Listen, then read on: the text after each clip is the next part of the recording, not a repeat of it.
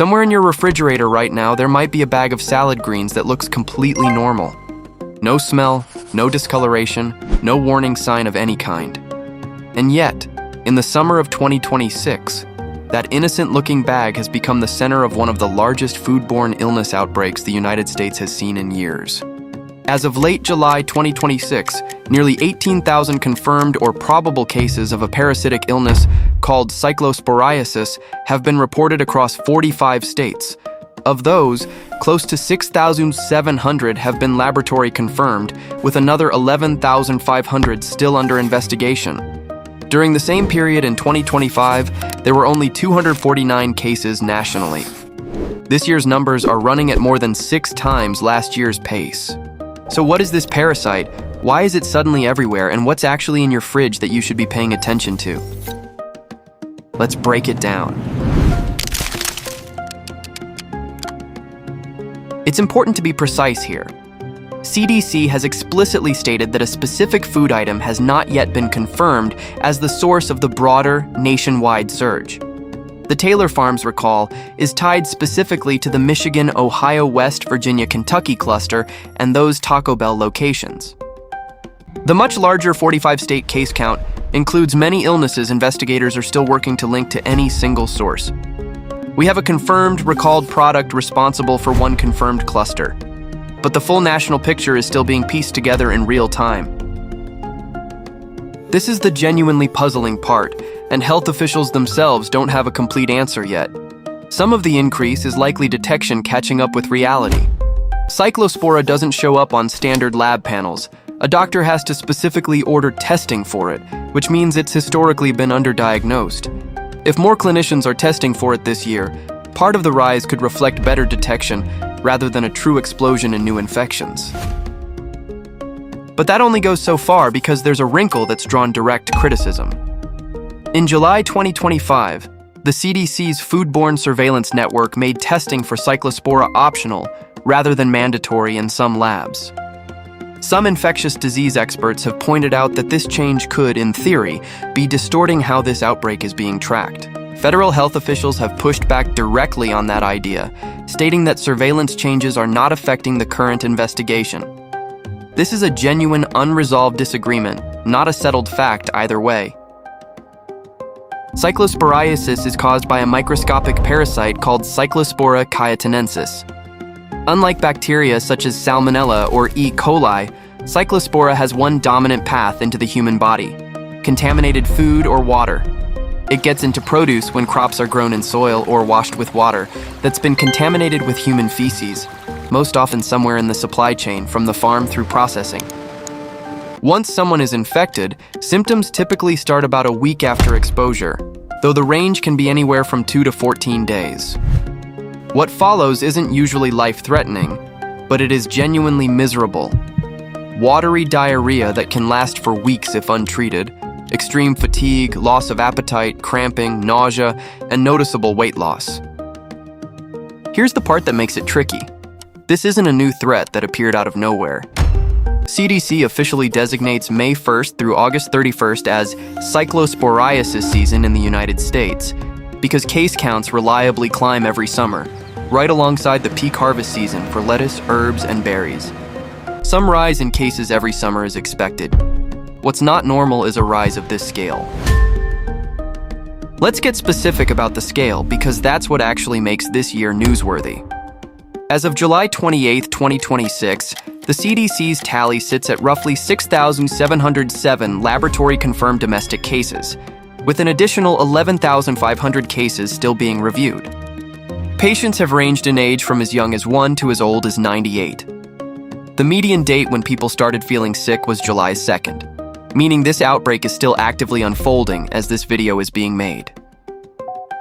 Roughly 9% of patients with available clinical data have required hospitalization. No deaths have been reported so far. That's important context. This is a serious, disruptive illness, but the fatality risk from Cyclospora specifically has historically been very low. Within that national number, there's a distinct, faster-moving cluster worth calling out separately: a multi-state outbreak centered on Michigan, Ohio, West Virginia, and Kentucky, with more than 400 confirmed cases as of mid-July. Michigan alone has reported over 9,000 cyclosporiasis cases so far this year through its state health department, by far the hardest hit state in the country. So where is this actually coming from? Health investigators in Michigan conducted more than 1,000 patient interviews trying to find a common thread. Early results pointed toward lettuce and salad greens. That lead eventually connected to a specific supply chain: shredded iceberg lettuce served at Taco Bell locations across Indiana, Kentucky, Michigan, Ohio, and West Virginia. On July 17, 2026, Taylor Farms de Mexico recalled all iceberg lettuce sourced from central Mexico after epidemiologic and traceback data showed the lettuce was contaminated with Cyclospora and making people sick. The recall covered lettuce sold at retail, including market-side brand product available at Walmart, and product distributed to restaurants and food service customers.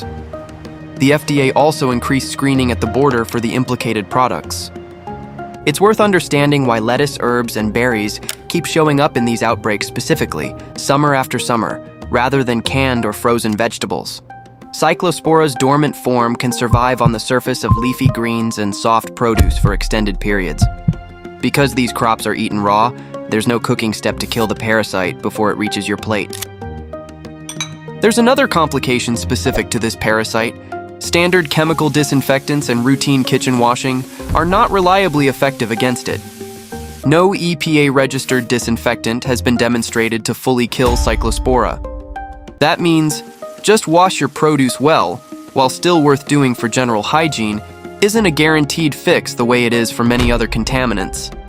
The parasite has to simply not be there in the first place. This isn't the first time Cyclospora has traced back to fresh produce. Previous U.S. outbreaks have been linked to imported fresh herbs, berries, and salad mixes in past summers. Public health officials treat cyclosporiasis season as a predictable annual event.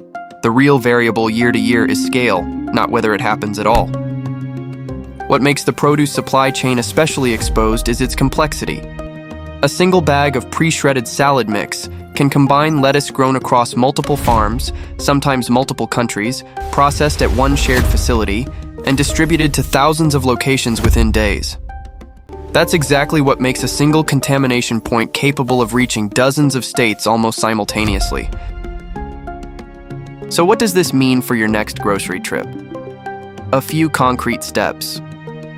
First, check current recalls before you eat pre-cut or bagged salad greens. The FDA and CDC maintain public recall and outbreak pages that are updated regularly. Second, during peak summer months, consider cooking produce when that's realistic, since cooking is one of the few things that reliably neutralizes the parasite. Third, if fresh produce isn't something you're comfortable with right now, canned or frozen fruits and vegetables are a legitimate substitute during an active outbreak, since the processing they go through effectively eliminates this specific risk.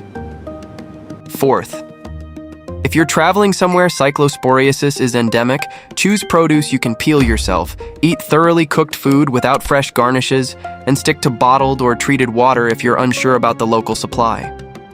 Fifth, know the symptoms and don't dismiss them.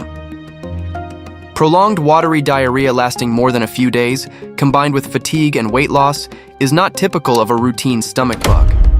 If you're experiencing that, tell your doctor you specifically want Cyclospora testing considered, since it isn't part of a standard panel and can be missed unless someone asks for it directly. Here's the honest summary.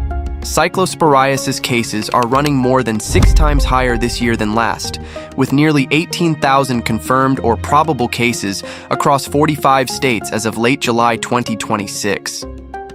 Investigators have confirmed one specific source: Taylor Farms iceberg lettuce from central Mexico, tied to a cluster of over 400 cases across 5 states and connected to Taco Bell locations.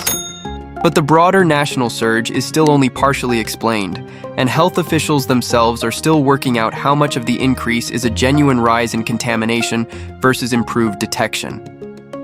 This isn't a reason to panic every time you see a salad.